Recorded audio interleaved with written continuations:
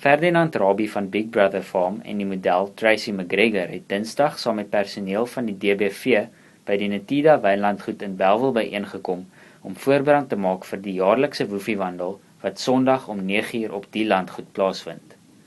Die geleentheid word gehou om geld vir die DBV in te samel en om mense bewus te maak van hondeaanneming en diereregte.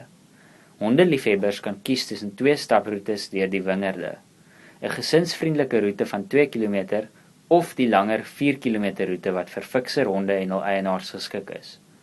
Agterna kan hondeeienaars uitsien na 'n piknik onder sambrele op die oewers van die landgoed se dam. Inskrywingsvorms is beskikbaar by uitgesoekte Pick n Pay winkels en veeartse in die noordelike voorstede, as ook die DBV se takke in Grassy Park en Plumstead. Die vooraf inskrywingsfooi beloop R35 per persoon en R25 per hond. Belangstellendes kan ook Sondag van 7:00 af by Netida self registreer teen 'n koste van R40 per persoon en R30 per hond. Kinders en stootwaandjies kan gratis deelneem.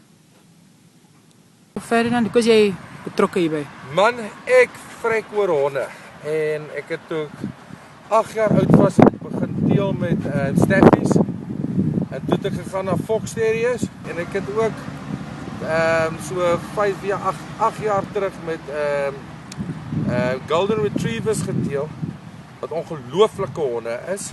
Hoeveel honde het jy van jouself?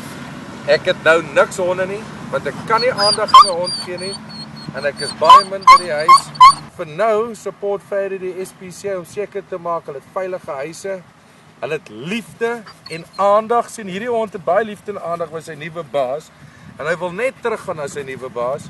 Op die einde van die dag is jy nie 'n hond, jy kan 'n hond bekostig, maar as jy nie na 'n hond kan kyk nie, moet hom nie vat nie. Of enige dier daar buite. Maak jy dan seker dat jy tyd en aandag met die SPCA se honde kan doen en alles.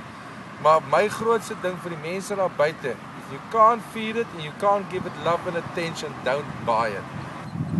En wat kan mense Sondag vooruit sien? Sondag is 'n lekker tyd met jou en jou familie om deur te bring vir tyd saam met jou familie, maar die belangrikste is ook om al hierdie lekker honde op 'n uitstapie te vat, soos wat jy eintlik elke dag moet doen met jou hond.